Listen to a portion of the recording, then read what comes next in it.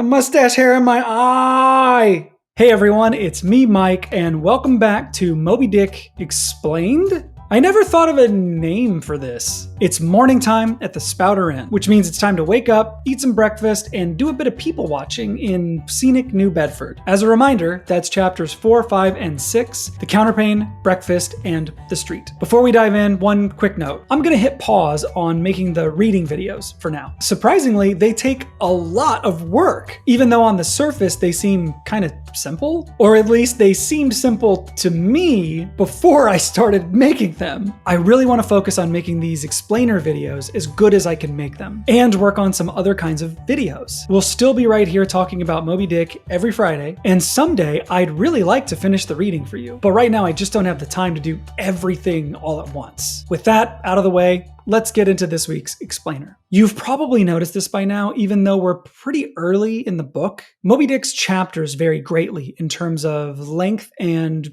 complexity. Chapter 2, The Carpetbag, was immensely challenging, packed to the gills with obscure references, rambling, recursive philosophy, and a lot of context and history about the world we're walking into. In comparison, Chapter 3 was relatively light. It had some moments and themes that demanded our full attention, turning on our big brains, but it also featured a lot of goofy situational comedy and sort of a lighthearted tone. I know I've started sentences like this a lot already in this series, but say it with me. One of the difficult things about reading Moby Dick is how unpredictable that reading can be. It's not like most reading experiences where you can kind of page over to your bookmark and pick up where you left off. Because a lot of the time, the gap between where you left off and where the book wants you to go next is more of a canyon? This is the reason I'm splitting this series into irregular chunks instead of just going one chapter at a time. Sometimes we can go fast, but other times we're gonna need to go slow. Anyways, chapter 4, the counterpane. First of all, if you don't already know, a counterpane is like a comforter or bedspread. The first time I read Moby Dick, I thought it was a window the whole time. It's definitely making a lot more sense to me now. We start out with Ishmael and Queequeg waking up in a lover's embrace. I found Queequeg's arm thrown over me in the most loving and affectionate manner. You had almost thought I had been his wife. It's really interesting to see how much their relationship has changed in just a few hours. They've gone from total strangers, and from Ishmael's perspective, potentially scary threat, to a sort of close intimacy. It says a lot about whalers and sailors and how normal it is for them to live in close quarters. It also gives us our first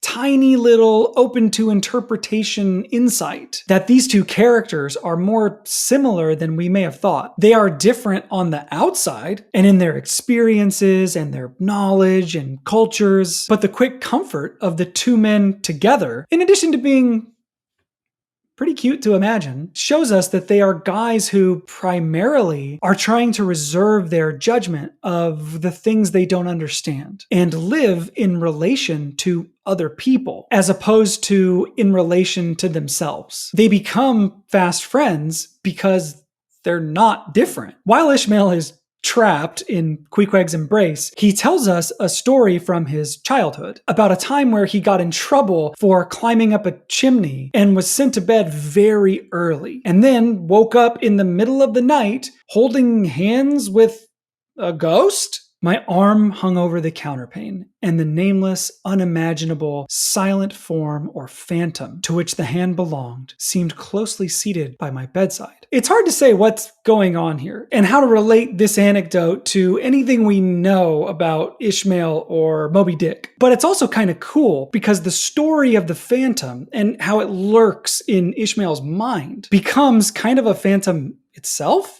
We're dropped into this haunting, spooky ghost story out of nowhere. And just as quickly, we're back into what feels like a rom-com with the specter of this thing still hanging over us. It's the written version of hearing a weird noise in your house. You kind of feel like, did anyone else hear that? The other thing that's interesting about Ishmael's story is his mother and my stepmother, who somehow or other was all the time whipping me or sending me to bed supperless. We've already talked a lot about the idea that our Ishmael is some kind of outcast from a high-class family, most likely because he is the result of a relationship between his father and a servant, like the Ishmael in the Bible. I'm not going to go back through all of that, but this quick little story actually gives us some strong data supporting this thesis. First, the word stepmother. The usual association we have with the word stepmother is my dad or mom's second wife. My mom left,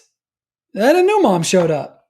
Ow. However, if you're born out of an affair, your dad doesn't need to get remarried for you to have a stepmom. You can also imagine that the woman who's been married to your dad this whole time wouldn't have the warmest feelings towards you, the evidence of his infidelity. Doubly so if we carry on our thought from last week that Ishmael is mixed race, and thus a constant and obvious visual reminder of his father's bad behavior. When we stack all of that in our brain and then here get a little glance at the way Ishmael's mother treats him, whipping him, punishing him all the time, our little theory is starting to make sense. Next, we're treated to a small scene of Queequeg getting ready in the morning, while Ishmael kind of creeps on him. And it leads to this great aside, which I think shows us even more how introspective and self-aware Ishmael is, even this early in his journey. He talks about Queequeg having a certain kind of politeness and says, "I pay this particular compliment to Queequeg because he treated me with so much civility and consideration, while I was guilty of great rudeness, staring at him from the bed and watching all his toilet motions. For some time, my curiosity getting the better of my breeding. Even now, on the first day of knowing Queequeg, Ishmael is seeing in him, or trying to see in him, the human being that's underneath all these unfamiliar or heathenish ways." He also talks about how Queequeg is caught between who he is and how he's used to being, and what the civilized world expects from him, which results in Queequeg knowing just enough about civilized behavior to try to display it, but then to do it a little bit wrong. Like, for example, crawling under the bed to put his boots on in private, but walking around with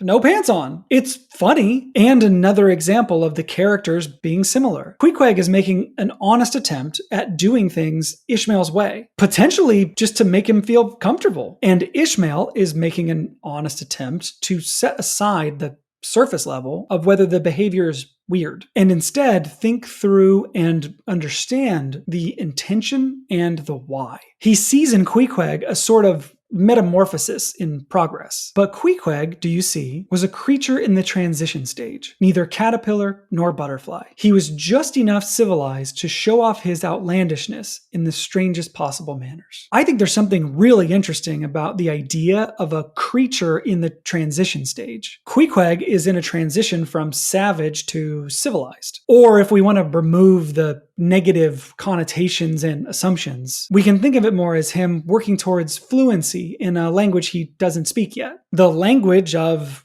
white, Western, Christian people. But Ishmael is also a creature in the transition stage. He's a miserable man with no identity and no grasp on who he is or really wants to be. And he's on a path towards becoming a totally different man. A whaleman. Whalemen. Neither of these men is fully fluent in the worlds they're trying to inhabit, but they're both trying. And maybe they can see that struggle in each other. Let's talk about breakfast. First, Ishmael sees Peter Coffin, the landlord from last night, and insists a little too hard that he's not bothered at all by the fact that Coffin kind of yanked him around a little bit on the subject of his bedfellow. When Ish says, "I cherished no malice towards him," it honestly reads to me the same way it sounds when someone you're dating says, "I'm not mad." But from that feeling, whether it's genuine or not, we do get one of my favorite quotes in this book. However, a good laugh is a mighty good thing, and rather too scarce a good thing. The more is the pity. So if any one man in his own proper person affords stuff for a good joke to anybody, let him not be backward, but let him cheerfully allow himself to spend and be spent in that way. Life is hard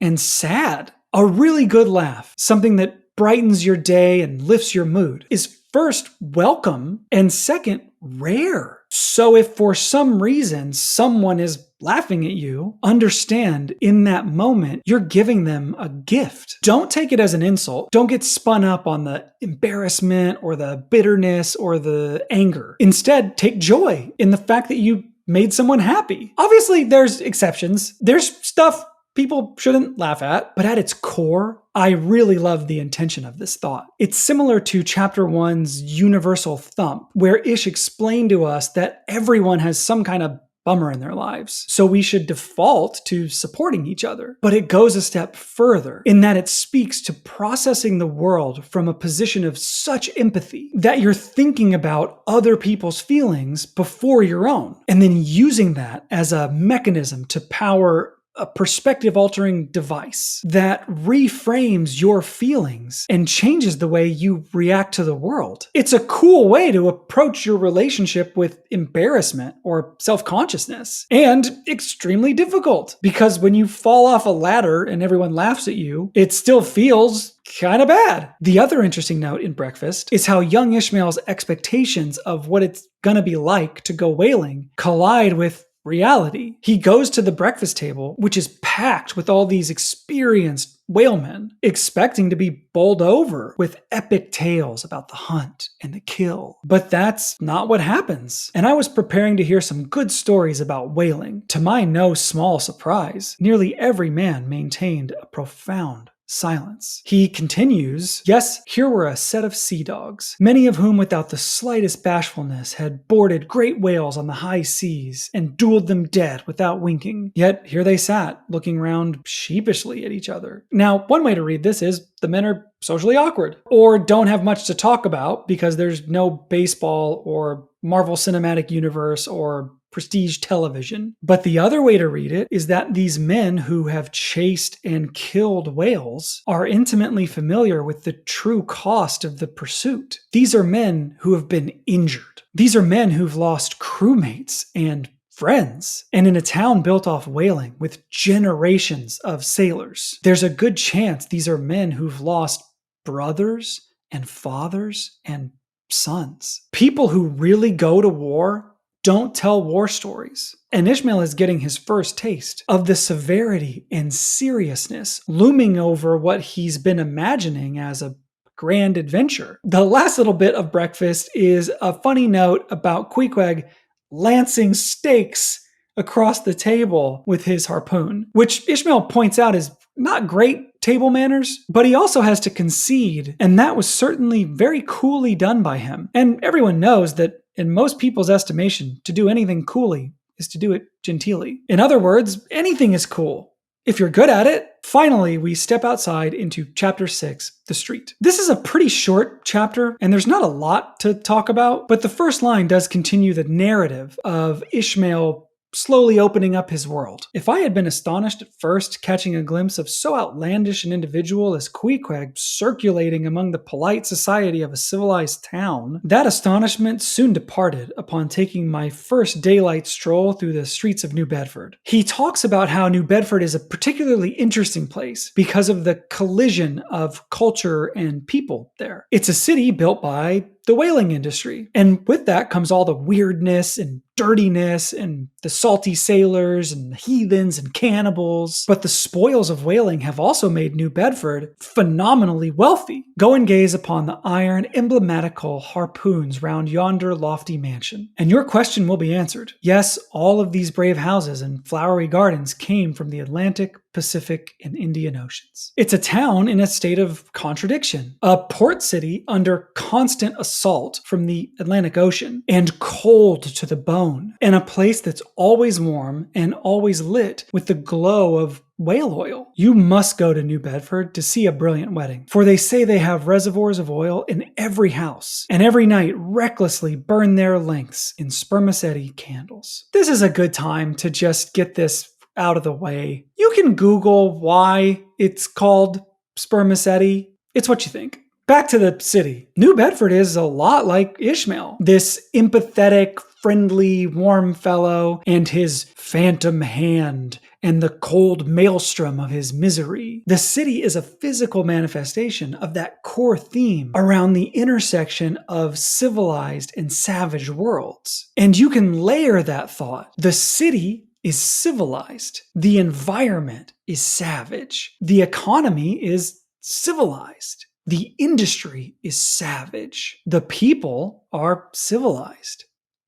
The people are savage. But there's one thing about New Bedford Ishmael likes most of all. And the women of New Bedford, they bloom like their own red roses. The roses only bloom in summer, whereas the fine carnation of their cheeks is perennial as sunlight in the seventh heavens. And with that, we can wrap up the explainer for this week and move on to chapters 7 and 8, the chapel and the pulpit. These next two chapters are pretty short, but chapter 9 is going to be a doozy. Enjoy it while you can. Until I see you again, please be good, be kind, don't kick any puppies, and thanks for watching. Don't forget to like and subscribe or check out the Patreon if you're having fun on this journey. And as always, I want to know what you think about this week's reading, so drop a comment.